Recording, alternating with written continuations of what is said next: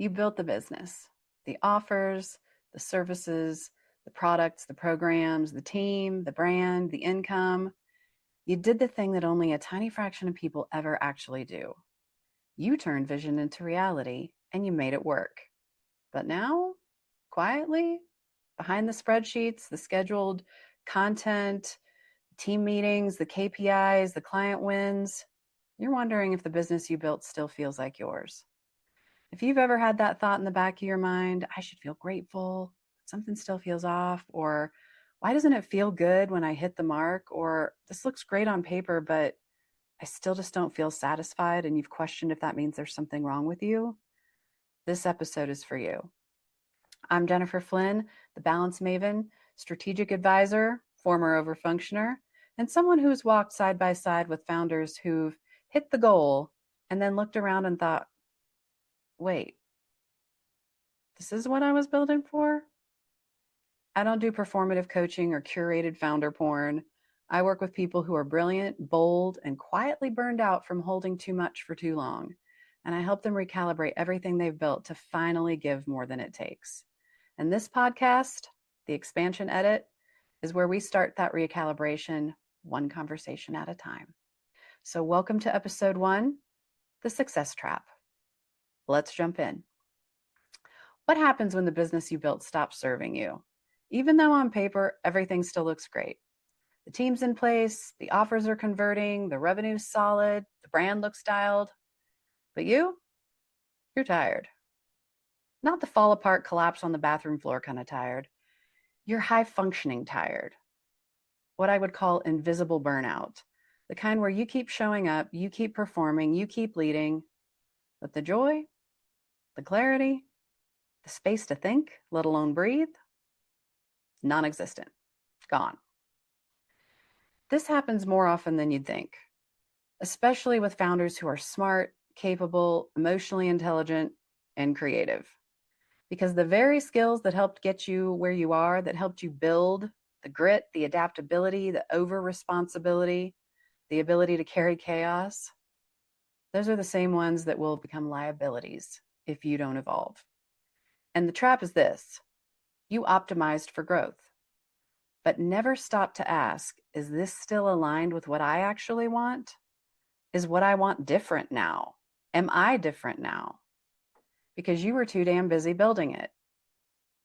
Most people won't talk about this part because on the outside, it looks like you made it.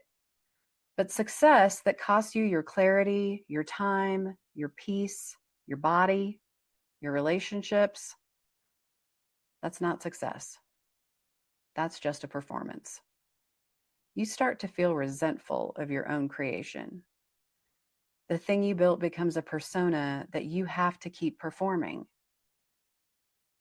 The things that you put out that once felt like creative flow now feel like an obligation. The team that's supposed to support you starts to feel like just another thing you have to manage or babysit or dependence, having more dependence. And if you're a parent, that becomes an extra feeling of burden. You didn't build a business. You built a machine that requires you to keep oiling every gear. So here's the reframe, the one I want you to sit with as this podcast unfolds week after week. What if expansion isn't about doing more? I want you to feel where you feel that in your body. What if expansion isn't about doing more? What if it's about building a business that gives more than it takes? Feel into that.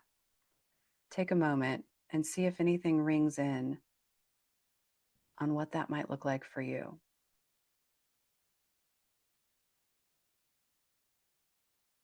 What if the version of growth you're chasing is still wired to a younger, hungrier, more performative part of you? And what if you've outgrown the very model of success you're still trying to scale? When you stay stuck in the success trap, here's what happens. You keep attracting the wrong clients and customers because your messaging hasn't caught up with who you are now. You keep rebuilding offers and services around your old identity. You start to shrink, not visibly at first, but energetically. You lose your edge, not because you're less capable, but because you are tapped out.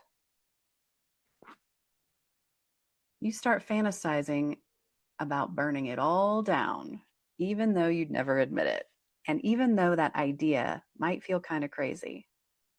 And worst of all, you start to believe the lie that maybe this is just how success feels. Spoiler alert, it's not. So here's what I know. You can realign without starting over. You can scale without selling out. You can create offers and services and a business that has messaging and operations and visibility that actually reflect the who is leading now. But it does require a pause, a deep, honest edit. And that's what this podcast is here for. This is where we zoom out, clean up, and rebuild something more intelligent, more aligned, and more yours.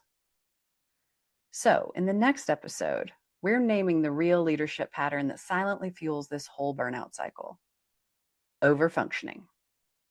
We'll talk about how founders get addicted to being the fallback person for everyone and what it takes to finally opt out of that trap.